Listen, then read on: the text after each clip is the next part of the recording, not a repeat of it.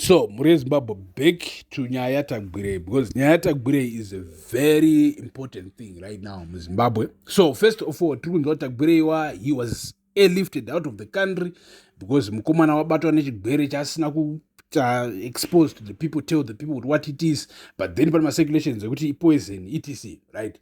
So, in my information, iri kusvika pa news desk right now, iri kuti that actually Mukomana is about to be expelled. Dzingwa. In fact, what Dzingwa?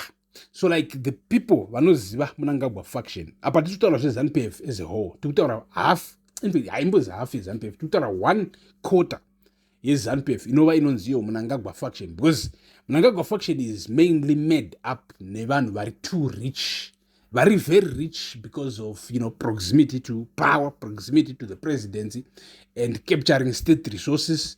Vanamtapa investment, etc. So this is what is happening. These guys, as of right now, as we speak, or as I speak, because I don't know, my grievances in a bus. They would ignore everything we are saying and then just try to correct me and say, as we speak, it's the voice of the people. We are speaking. Through me, super, and it Nexus. The biggest connector. Do you know what Super Nexus is? It's the point of connection that connects every other angle. So, enough with that. So, as we speak, Zimbabwe, Zirkunzi, team Mnangagwa faction already knows kuti Tagwirei wadzingwa. Mnangagwa is done with Tagwirei. The moment Mnangagwa became sure kuti zvechokwadi uyo ari kunzi kuda kwashe Tagwirei is about power. He wants to be the next president, and he's actually making my moves behind the scenes. Anima plans ake are outside Mnangagwa's plans, and anima strategies ake asina chekuita na Mnangagwa. So Murezi Zimbabwe ndoda kuti mubate apa, because pattern iri kudzokorereka muZimbabwe is the same pattern. And my president edu ane problem, the same problem. My president edu mu Zimbabwe. The funny thing is, we are only talking about two people. Vanhu tuchet, Mugabe na Mnangagwa. Because at namboita another president besides these ones. So, problem yekutanga, Mugabe takamuona. Mugabe wanga wakaroora Grace, she was 40 years younger than Mugabe. Wait, Murezi Zimbabwe is 40 years younger. 40 years younger than Mugabe. Grace, 40 years younger than murume wake. So, our generations too akatosiyana as awanikwa achibatanidzwa muchinhu chatoti isusu marriage. So, what happened na Mugabe ndechekuti Mugabe was, forever a child. Grace would always bring back Mugabe to childhood every single time. Mugabe, he was 70, but he didn't think he was 70. He was 80, but he didn't think like an 80-year-old man. We almost got 80 minus 40. So right, Mugabe, ane 80 years, why feel like ane 40 years? Mugabe chashka 90 years, chai feel like 50 years.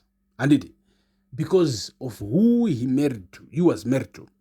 And it to the extent that Mugabe agreed to stupidity, I can ignore my comrades ASI. Akaenda kuhondo akabata pfuta akasacrifice chakati. Vanvesa, they are not useful.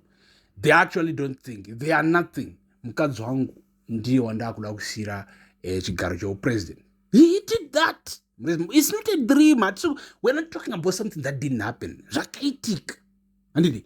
Mfeso kuti a lot of people thought, Mugabe is wise, Mugabe is this, Mugabe is that, Mugabe $1 billion, Mugabe.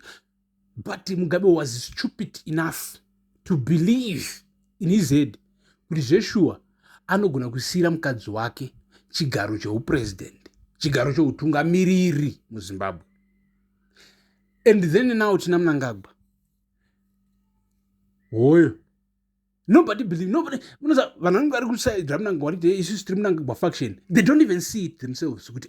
Mnangagwa, officially on paper, iye na auxiliary Mnangagwa wakasiyana ne 20 years. Andidi. Dzoti Mnangagwa anenge ane 83 years old, but in reality anofunga kuti he's 63. He sees things through a 63-year-old. Anova Auxilia Mnangagwa. Auxilia Mnangagwa wakura, boys and girls. 63 years, asi dzavachembere nemadhara, anditi. But although Auxilia avachembere kuti ine 63 years old, because wakarogwa nekamudhara kane 83, she don't see it. She really thinks she is a baby girl, anditi. So all of this happening zvinoconfuse president wedu Mnangagwa to the extent ekuti havasi kufunga kuti he will die soon. Asi kuona zvecho kuti he is 83 and kuti vasvika 100 years old or 90, anditi mvishana kuna kufana kana 84, 83, anditi, but he doesn't see it because he thinks he is 63 nekuda kwemukadzi. Murezimbabwe memusiri kunzwisisa, munenge musiri kunzwisisa. So kana takutaura isusu tichidzoka tichiti isusu Tagwirei wadzingwa, anditi you have to understand kuti pane influence iri kuitika iri kukonzeresa zvesezvo. So who is supposed to be the next president kana Mnangagwa ari busy kudzinga munhu akada saTagwirei? Because all of us semaZimbabweans taiti Mnangagwa haasi kuda kuti Chiwenga aite the next president. Mnangagwa has a choice yekuti Tagwirei is going to be the next president. But now takuona Tagwirei achibuda munyika achienda kunorapwa achita say same thing zvakaitika kuna Chiwenga. Chiwenga wakabuda munyika paya akanorapwa kuChina akazvita say, remember, and the news dzaitendera ndedzekuti Chiwenga wadliswa poison. Same news dzikutendera dzekuti Tagwirei wadliswa poison.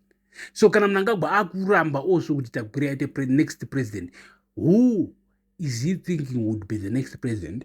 His son, mwana wake, or mukadzi wake? Is he making the same mistake yakaitwa naMugabe? Murezimbabwe, only the next few days will tell us or review to us kuti Mnangagwa ari kufungei, ari kufunga kuti mukadzi wake zveshuwa is the next president or mwana wake or what. Ndino yenyu pano Super Nexus pamuzinda wevanhu. Stay tuned. Thank you for watching. Peace.